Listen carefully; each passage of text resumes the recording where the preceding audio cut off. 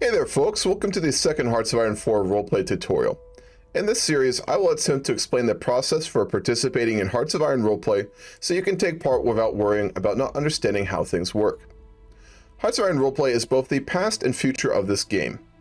As it reaches its golden years, the content from mods and the large community built around it are perfect for ushering in a renaissance for roleplay, and I plan to help make that happen. In today's video, we will cover political ideologies, specifically how you roleplay them in roleplay, as well as properly explaining what exactly they are. I studied politics and policy in college, and I find it shocking just how little people understand the different ideological groupings. Political buzzwords and marketing have led to the attachment of ideas and policy to groups which at best give a poor picture. We will cover what ideologies are before breaking down the individual ones. I would also say to keep an open mind here. Many people, including myself, have deeply held beliefs. This video is simply informative and an attempt to guide for roleplay. If I do make any major mistakes, feel free to let me know in the comments. Humans are incredibly unique. Perhaps that is simple vanity, but I doubt it. We're the only life form that's been able to build such complex systems involving anything we touch. Governments, and therefore ideology, are no different. We have been trying to govern ourselves for a good 10,000 years or more, and frankly, have not been very good at it. Large groups of people quickly lose any semblance of thought and reason when they make collective actions unlike individuals. In this guide, I will be overviewing some of the major modern ideologies, especially those which rose to prominence in World War II. In future guides, I will focus on and break down the ideologies of certain submods, which get even more out there, but today we will keep things simple. It's important to understand exactly what these are, though I will keep it brief. Political ideologies are what I like to describe as tents. They cover a group of beliefs, opinions, and policy choices, which when put together allow a person to vote in a consistent manner or run a government or group a specific way. Without getting too philosophical, they are fucking powerful. Most people don't realize how much of their thinking, life, and thoughts are defined by what they choose to believe in. Democracy is an abstract concept, yet it has caused the rise and fall of nations, the building of the most industrialized world currently known in existence, and mass casualties to fight in wars for these ideas or justified by them. Ideologies are also not as strict as you might think, with many willing and able to take ideas and policies from others. And roleplay, do not be afraid to have elements of either ideologies in your country's government or beliefs. For example, a democratic capitalist democracy could have worker communes, which reflect a more socialistic or lightly communist policy. When role-playing any group, remember it is a framework, not a religion, though I suppose many people will disagree with that one. If you listen to politicians, you may sometimes feel like the person speaking should be behind a pulpit or going door-to-door proselytizing. The use of ideology can be religious in nature, or even cult-like. If you don't believe everything we believe, you're one of them. This kind of mentality and perspective is not new, though it is common in the modern world. However, it is patently false. Ideology is simply a collection of policies and beliefs that all live peacefully under one roof. It allows for a semi-complete picture of the world and provides many with mental security and faith in a future worth fighting for. Yet again, when you take away the tent, all you are left with is the parts, and they can fit elsewhere.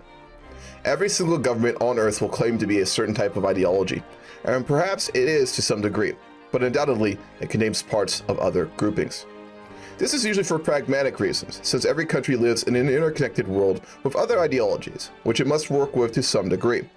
It is also due to the fact that most ideologies have at least a couple good ideas. It's easy to condone ideological groupings, but this is simply lazy and not very useful.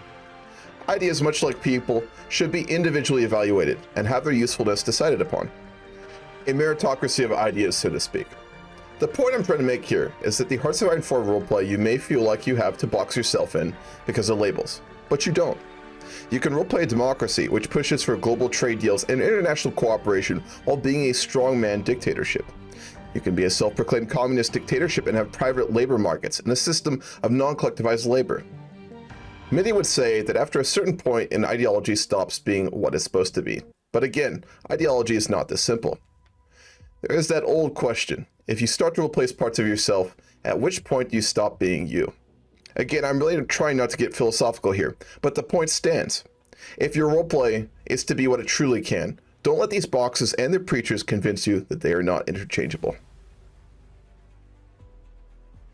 Okay, we're done with the basic parts of ideology. Let's get into breaking down all the major ones you will encounter and play in Hearts of Iron 4 Roleplay. The first one to overview is democracy. Chances are, everyone knows quite a lot about this one. The idea of democracy is a system of government and laws which are defined by the people who empower them. It is more often than not built upon ideas of political equality and enfranchisement, at least in theory. In the modern world, it is often confused with oligarchy, which is very different. For example, modern nations like the United States and Russia are oligarchies, although they don't define themselves that way. Money and power define political power under the system rather than individual voting power. In actual democracies, countries and governments, both majority and minority opinions are respected and given at least some thought and discussion. We will overview the main characteristics of every ideology we cover. Keep in mind, this is for the more pure forms of the ideology. It can, has, and should be used in a more hybrid format. It is likely that most democracies at least pretend to value equality. People are equal in the sense that they can all vote, and as such affect political processes from something as simple as tax rates to as definitive as when to go to war. In addition, the laws of the nation are oftentimes based around this idea, giving enfranchisement and defined rights to every citizen of such a government. In roleplay, this means if you are playing a democracy, you will most likely value the views and opinions of your own people and act less in your own interests and more in theirs. Or at least roleplayed in some sort of a manner similar to this. Where a dictator would talk about his own wants and dreams, you would describe the hopes and dreams of your own people. For everything someone likes to do and enjoy, there is someone who is against such actions. Democracies are famous for their at least theoretical support for liberty and human freedoms, allowing their citizens varying levels of autonomy. Where authoritarian governments would place broad restrictions on what their citizens can do, oftentimes democracies will have very few limitations. Therefore, when playing a democracy, you will generally be more accepting of human choices, both in your own country and in others. So much so, in fact, that another player or a country having few allowed freedoms and liberty will cause one normally to be hostile with them for such actions. If a country is using its government to stop its citizens from doing what they want, this could even be the cause for economic or military action. Crime is a given, but justice must be fought for. All societies and governments respond differently to crime and all other forms of misdeeds. Democratic governments and countries tend to almost always, at the very least, claim to be for the rule of law and a fair judicial system, although the details can get very murky very quickly. How this justice is done and the norms that surround it will vary from country to country. When role-playing a democracy, you will always want to pay lip service to justice, and depending on the roleplay, pursue it in wars and diplomacy. For example, after a major war, a democratic country would want the leaders of the losing side to face trials, like in Nuremberg after World War II. Unlike monarchies or authoritarian states, democratic leaders are not elected for life, nor are they able to hold together a government for very long. Many countries also have term limits which make the creation of long-term administrations nearly impossible. As such, democratic country policy choices should always be taken with a grain of sand, as it is likely they could be changed or entirely reversed after the next elections. This means when you roleplay a democracy, realize that when new leadership takes power, you will likely change some of your viewpoints and goals, depending on the new leader and party. Democracies typically believe in such ideas as the social contract and human rights, which are normally found explicitly written in a nation's constitution or other such documents. With liberty, justice, and freedom, it is a natural conclusion that all humans should be imbued with unalienable rights, which are upheld. Reality is never what we wish it is, though, and many of these defined rights are more of a goal, with the country choosing to bend or ignore what they promise. Depending on how you roleplay your country, you can choose to simply pretend to honor these, which is a bare minimum. Though with a more pure democratic roleplay, you should uphold them at home and abroad.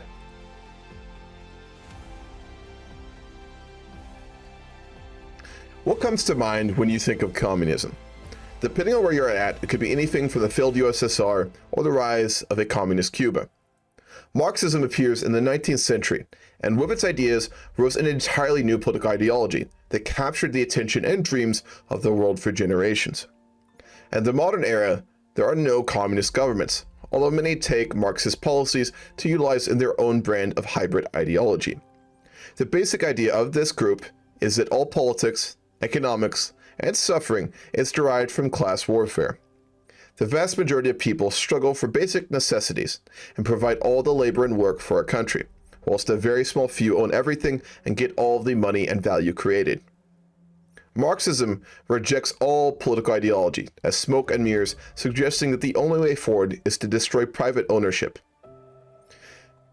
having it become collectively owned by everyone so that the value of a day's work is not stolen. This is not to say that there is no private property. This is never suggested except by fringe branches of this grouping. Although the political ideology was defined by Karl Marx and Joseph Engels, it has been revised by many people, including Lenin, Mao, Castro, and countless others who have added their own ideas and spin on it. Communist governments are based around an all-powerful state, which takes the form of a leader, although sometimes it is a central planning committee, which again usually has a dominant figure on it. In order to rebuild the nation into a communist ideal, a centralized party organ must be able to have the power to restructure and even uproot long-held economic systems and cultural norms. Marxism is radical by nature in that it seeks to change many things a country is built upon, as they are not compatible with Marxist ideology. When you roleplay a communist country, do not be afraid to act with absolute authority, or even let it go to your head a little. It sure did for Mao and Lenin. Marxist tenets are designed to create a reality where the needs of the workers and people are fulfilled. Again, ideology in theory will always have a disconnect from reality. Generally speaking, though, much like the Star Trek phrase, the needs of the many outweigh those of the few. Marxist countries will seek to get the bare needs of all its people before considering any sort of luxuries or decadent needs. When role-playing a communist country, you should struggle to be able to justify making investments into other countries when your own citizens lack quality housing and food. You, at least in theory, will prioritize their wants first. If you are playing a more dictatorial communist country, at least pretend to care. Your actions need not reflect it, though. Communism is absolutist politically speaking. Marx himself disregards all other political ideology as being baseless, as it is simply a dividing tool used by capitalists to make the people seek small victories and fight over how they will be enslaved.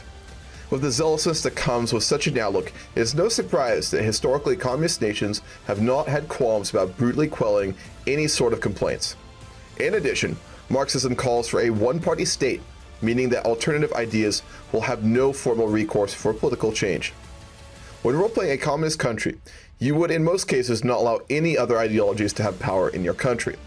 You will also be at least mildly hostile to other governments that are not Marxist themselves, as they are at best misguided. Both Marx and his contemporaries are clear when it comes to how to ensure a communist government is put in power: revolution. It is the duty of the worker to band together with his fellows and through force of will and arms, throw off the chains of the bourgeoisie oppressor. This means when seizing power in a roleplay to be communist is opportunely done more violently. It also means that when in power you should seek to support violent communist revolts elsewhere on the planet in order to have solidarity with the workers of the world.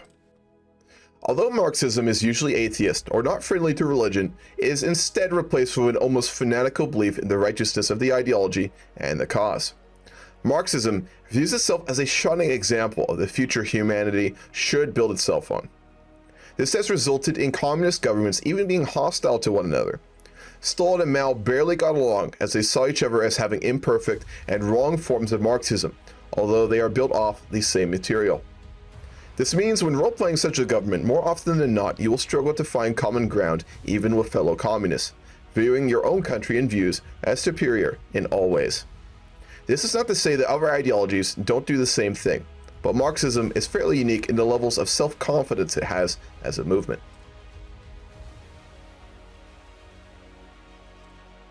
A lot of people don't properly understand fascism and extreme nationalism is a term so casually thrown around on the internet and by the media in the modern era that many people are woefully miseducated on its true meaning. Fascism and nationalism is all about concentrated power behind a particular individual and their party. It calls on the darkest reaches of the human psyche and nature in order to motivate a whole country to do extreme and oftentimes horrible things. Nationalism is present in all countries, and in mild forms can be very beneficial, as it makes people prideful in their institutions, allowing governments to take more bold action, as well as creating a common ground and camaraderie with their fellow countrymen. Fascism is a form of mental illness that appears when this concept is taken out of hand. It is the definition of the ends that justify the means. Fascist governments view the power and goals of their nation as so important that they would crusade the whole planet for it, as we saw in World War II from Nazi Germany. Fascism and extreme nationalism always deify their own nations to varying degrees. Flags, banners, pageantry, anything one can use to make their nation seem perfect and without equal is used in order to create a deeper cult of personality around the country and leader so that they can rule and make actions unopposed. This means when role-playing these sorts of countries, you view your own as the best and make that clear to everyone else. In addition, it would be wise to actively be hostile to other countries, especially with unrelated ideologies, in order to strengthen this. Corporations are given unrestrained power over these sorts of governments and are able to operate without any limit. They are usually run by friends and cronies of the leadership, so they are better connected and can share their wealth. When role-playing one of these countries, you could put a friend or family member in charge of corporations or something along those lines. In addition, state-run capitalism should always be pursued. These groups cannot hold onto such ideals of superiority and not back it up with action. The military is glorified, much like the nation itself, and spending for it in these sorts of ideological groupings becomes massive. All that buildup is not for nothing, so the end result is war. Whether it be minor interventions or full-blown major wars, these sorts of ideologies literally itch for such a situation. When role-playing them, be willing and looking for opportunities to militarize, expand research and production of equipment, as well as start wars. The media is something which is able to turn the people against the government, and as such is usually heavily controlled, if not fully under a state-led company itself. These ideologies do not care for alternative forms of politics to be discussed, let alone have prominence or political power. When playing a country with these tendencies, you should not allow free press, and all statements will reflect such a viewpoint. The night is dark and full of terrors. Those terrors are fucking foreigners. This is the perspective of fascism and ultranationalism. Unifying elements are something needed to convince people to do extreme things. A huge war or economic restructuring doesn't happen without broad public support. There's no simpler way to do this than blaming a group or foreign nation to put all the blame on. You don't have to look far in the history books to find such a thing. In Nazi Germany, it was the Jewish people. In Hussein's Iraq, it was the Iranians. It's easy to find enemies, and if you can't, you can always make one.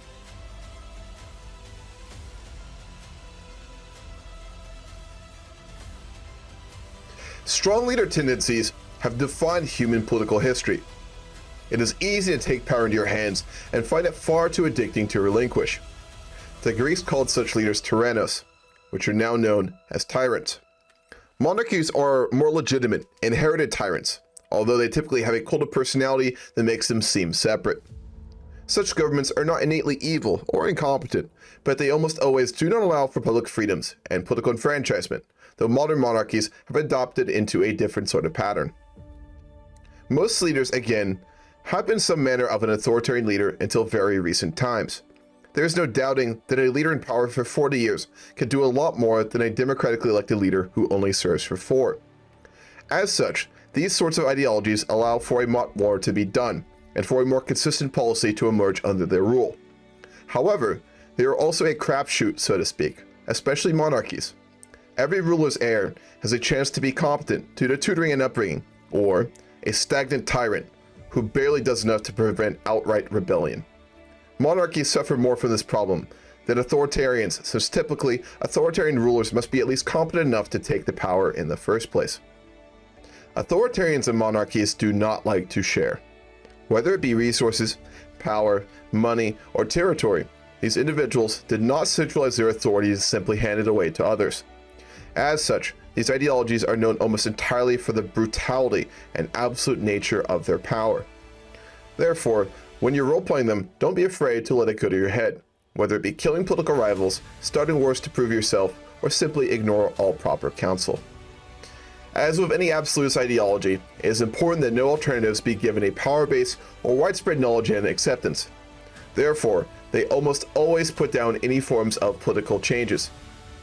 If you are noticing a common theme here with ideologies not liking each other, or really any alternative, that is certainly the case, although it varies in intensity. These ideologies are on the more dramatic end in terms of actions taken.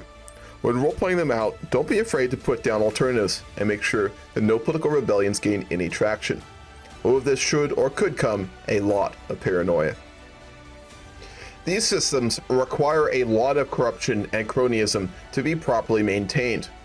A leader or king will give huge benefits and privileges to his most loyal and powerful supporters, for it is only through their aid that his powers are maintained. Favors are the currency of the elite, and a good leader with total control makes use of them. When playing such an ideology, make sure to cultivate a small circle and be willing to offer all manner of deals to keep yourself in power domestically and abroad. Much like extreme nationalism, authoritarians have strong militaries, though for different reasons. A monarch or totalist ruler will have all manner of enemies at home and abroad they must seek to defend themselves from. In addition, military leaders make for fantastic allies, especially when played off each other. This is a time-tested tactic for keeping a powerful faction at a tyrant's back while dividing and controlling. Make sure to aggressively fund and prioritize military policies and actions while role-playing them. These sorts of countries don't necessarily have bad economies, per se, but they are certainly stagnant. Corruption is a bad recipe for economic progress and expansion. This does vary a lot based on the individual in charge and how they approach economics, but broadly speaking, a cutting-edge competitive economy is not something you're likely to realistically have. I will be the first to say that this is a surface-level look into political ideologies. They are as complex as they are varied, and as such, we can only cover a few in this tutorial. The guide is intended to cover the main ideologies you will encounter in Hearts of Iron roleplay, and to give you the understanding and tools you need to prioritize what to choose. In the future, I will make an RP guide for each of the major HOI mods, which will cover some more in-depth and not so well-known ideologies. As I said before, roleplay is whatever you make out of it. This is a guide, or a tool set of sorts. You can take and use what you want to build something entirely different.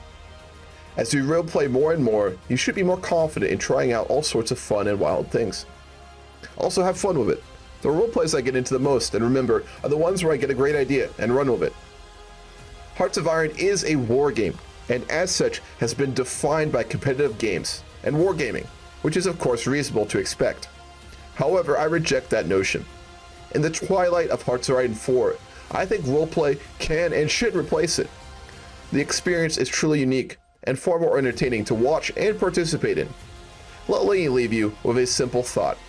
What if Hearts of Iron culture was based around the more positive and relaxed roleplay communities and culture, rather than the toxic competitive ones? That would be a very different game.